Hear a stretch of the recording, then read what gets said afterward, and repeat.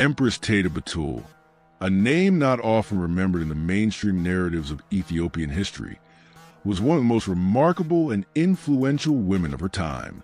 Born into an aristocratic family in the northern Ethiopian region of Tigray during the 1850s, Taytu's early years were marked by the turbulence of the late 19th century Ethiopian political landscape.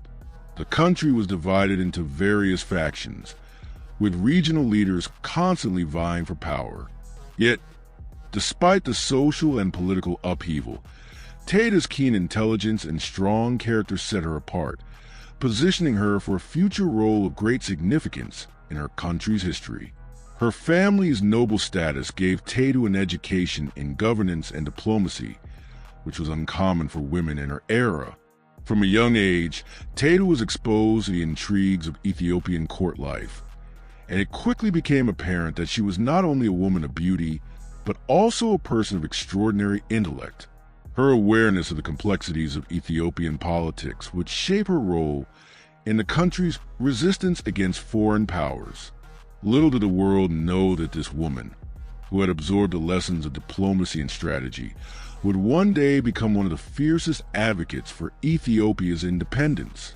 In 1883, Taytu married Menelik II, the king of Shua. Menelik, who would later become the Emperor of Ethiopia, was a powerful and astute ruler, but he found in Taytu a partner who matched his strength and ambition. Their union was more than just a political alliance. It was a partnership of equals, where Taytu's counsel was vital to Menelik's success. While Menelik focused on military strategy and unification of Ethiopia's fragmented regions, Taytu's insights into politics, leadership, and governance helped guide the country during one of its most perilous periods. As Menelik II ascended the throne in 1889, the young Empress Taytu became more than just a royal consort. She emerged as an essential figure in Ethiopian politics. Her influence was not confined to court. She was deeply involved in diplomatic affairs, offering her advice on matters that would shape the future of Ethiopia. One of her earliest acts as empress was her steadfast opposition to the Treaty of Wuchel signed between Italy and Ethiopia in 1889. The treaty, under the guise of diplomatic negotiations, was meant to give Italy control over parts of Ethiopia's territory.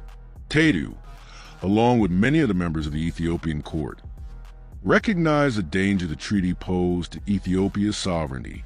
Empress Taytu's opposition to the treaty was not just a matter of political ideology. It was a matter of survival for Ethiopia as an independent nation. She worked closely with Menelik II to resist the Italian terms and was instrumental in ensuring that the treaty was denounced. The key issue lay in the mistranslation of the treaty's terms. While the Italians interpreted the document to grant them protectorate over Ethiopia, Menelik and his government rejected this interpretation outright. Taytu's political astuteness in seeing the threat posed by the treaty early on helped steer Ethiopia away from what could have been an irreversible loss of independence. The rejection of the Treaty of Wuchel led to tensions with Italy, and in 1895, Italy decided to invade Ethiopia.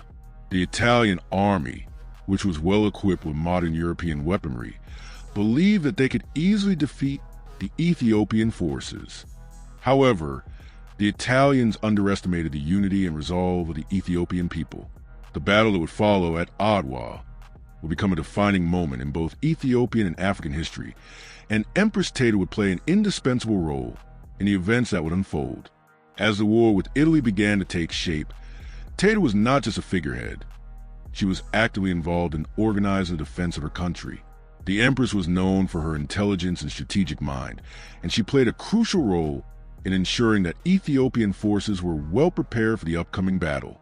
She helped coordinate supplies and communications between different regional armies, and her understanding of the Ethiopian terrain allowed her to position forces in ways that would be most advantageous for the coming confrontation.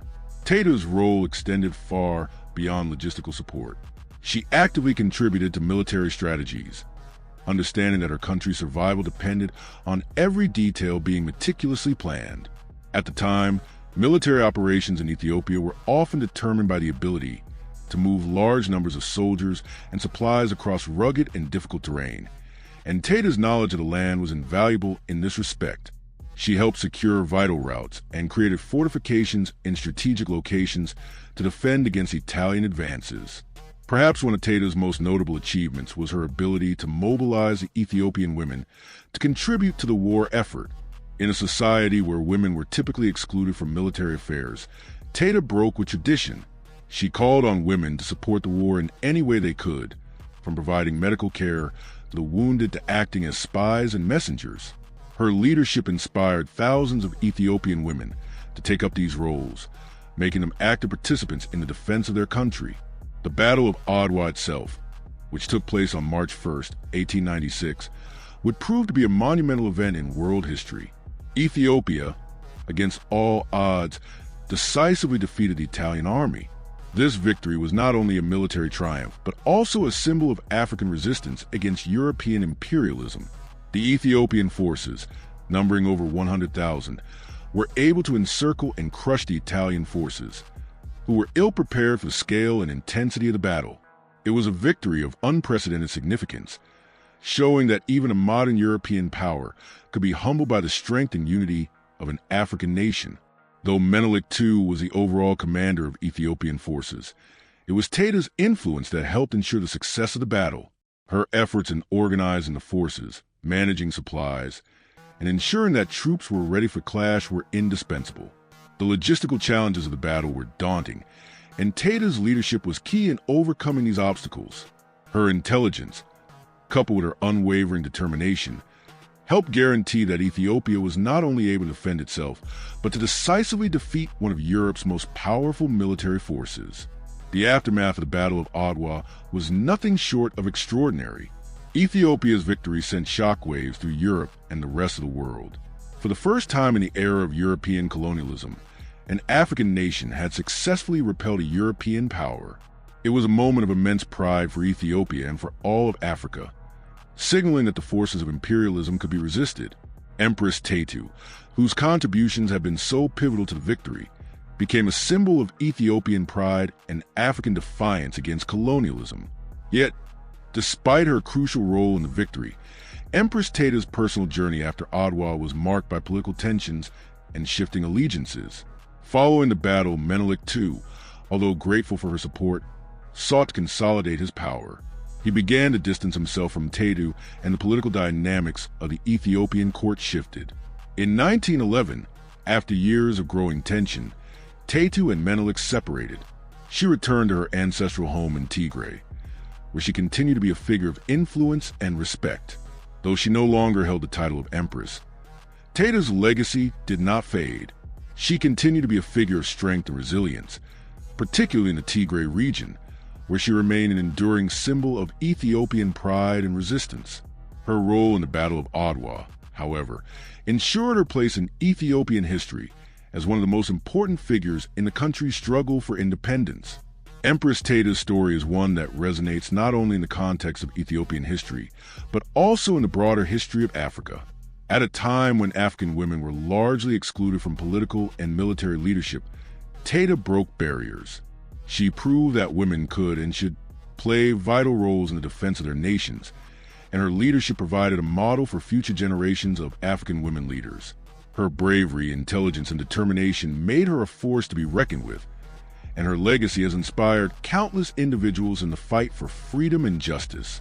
The victory at Adwa, largely due to the combined efforts of Menelik II and Empress Taytu, became a beacon of hope for oppressed peoples around the world.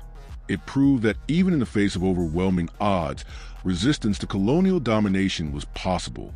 For African nations struggling under the yoke of imperialism, Adwa was a rallying cry, a reminder that independence could be achieved with the right leadership and unity of the people. Today, Empress Taytu is remembered as a pioneering figure in the history of Ethiopia and Africa. Her role in the Battle of Adwa and her unwavering commitment to her country's independence have cemented her legacy as one of the most important African leaders of the late 19th century. Her story is one of courage, intelligence, and resilience, a story that continues to inspire those who fight for justice and freedom around the world. In the annals of history, where many great leaders are often remembered by their titles or military victories, Empress Taytu Betul's name stands as a testament to the power of quiet yet determined leadership. Her legacy is not just in the victory at Adwa, but in the way she broke the mold for women in leadership and paved the way for future generations to follow in her footsteps.